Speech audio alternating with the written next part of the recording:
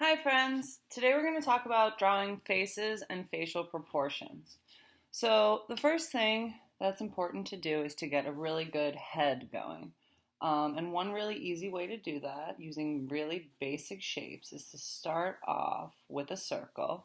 And you'll notice that I'm going very sketchy with this circle. I'm not really drawing a hard line because it's hard to draw a perfect circle. So you want to kind of do something like this to get that going. Now, the next thing you're going to want to do is give yourself a chin and kind of a bottom area here to the face. So it's kind of like an upside down egg shape,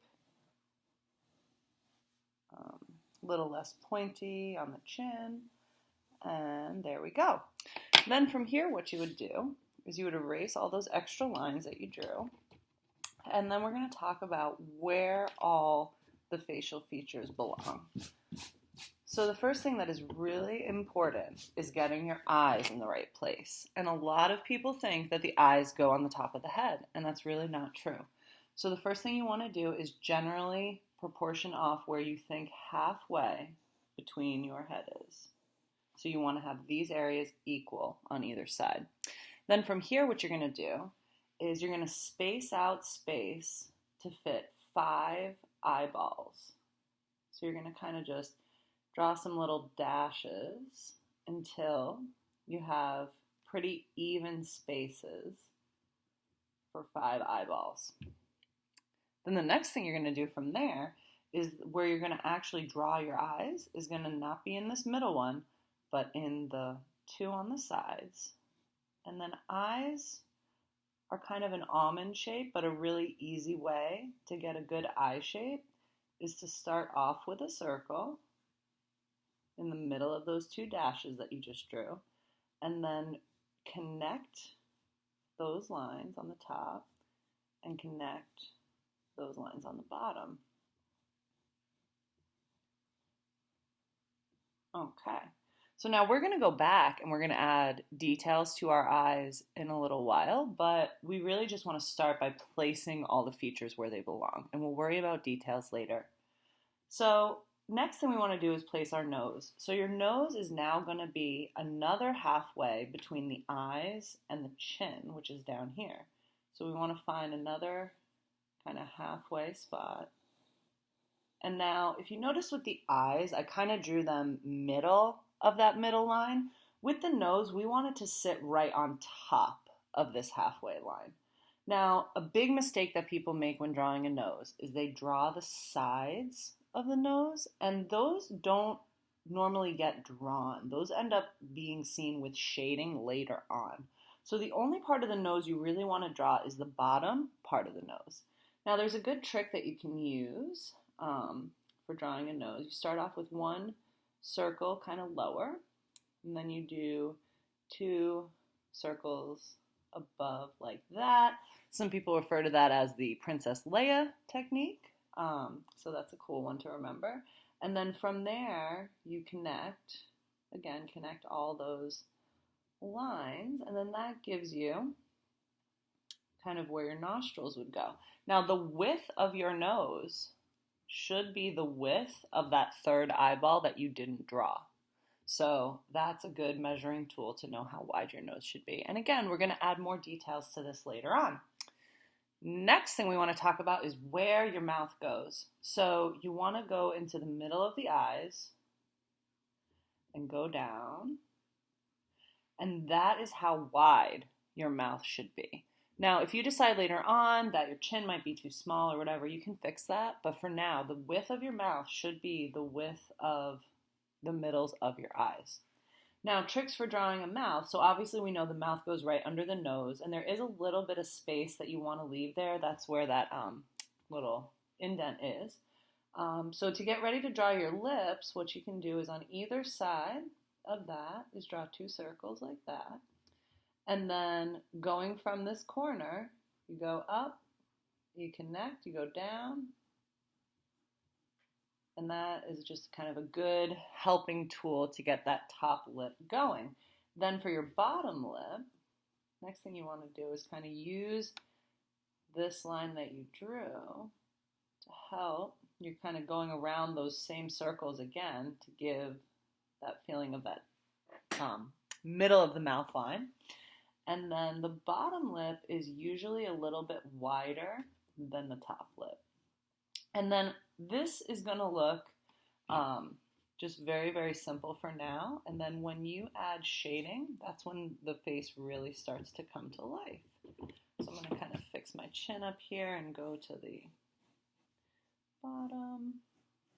All right. So now there's a few more measuring techniques for things like ears that we can do. So next thing we're going to do is we're going to go from the middle here of our eyes, and your ear actually comes down to the bottom, to the middle of your lip. So ears, generally speaking, they come out like this, and then they have sort of the earlobe area like that. We want to kind of repeat that on this other side. Now, if you don't believe me that the ears are really that big, try it yourself. Take your finger and go from the bottom of your earlobe and then go straight across your face. You end up in the corner of your mouth. So now that we've got some of those basic things planned out, we're going to talk about hair and then some other details that are really important for your eyes. So planning out the hair, obviously you want to think about the style of the hair and what gender the person is. But for purposes of this, what we want to do is just show that the hair comes down on the head. So if this was, let's say, a person with shorter hair, the hair usually starts near the ears. That's like the sideburn area, especially for shorter hair.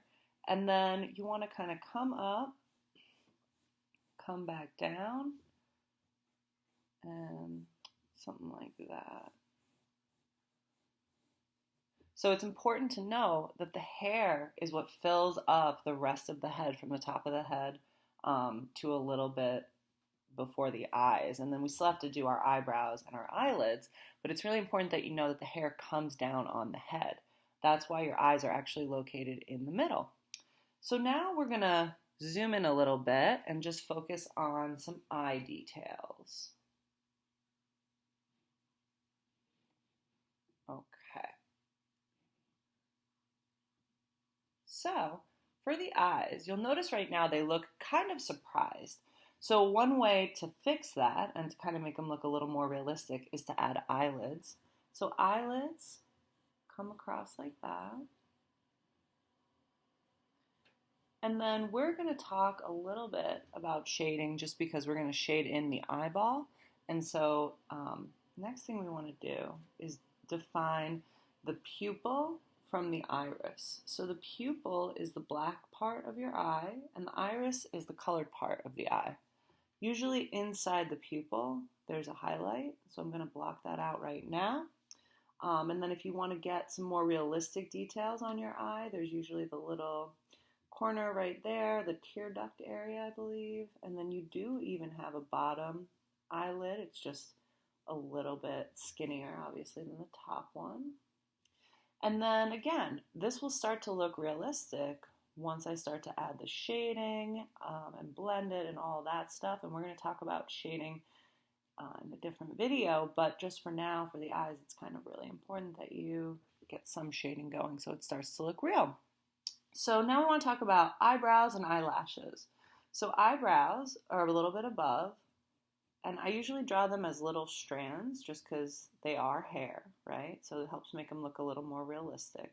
And again, based on the gender of your person, based on the look you're going for, usually speaking, men tend to have bushier, thicker eyebrows, and females tend to have skinnier eyebrows. Females sometimes have a little arch in their eyebrow, kind of right here. So again, that's all depends on what you're going for, but that's just kind of a basic outline there for an eyebrow. So last little thing we're going to talk about is eyelashes. And now one way to really ruin a beautiful eyeball is to give it really bad eyelashes. So it's important that you know that eyelashes on a corner of an eye come out kind of at a rounded angle, okay?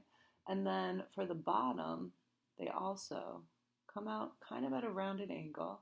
The bottom ones are much shorter, They tend to kind of form little triangular clumps, especially on females, especially if they're wearing makeup. So, again, you want to just be really careful with what you're doing.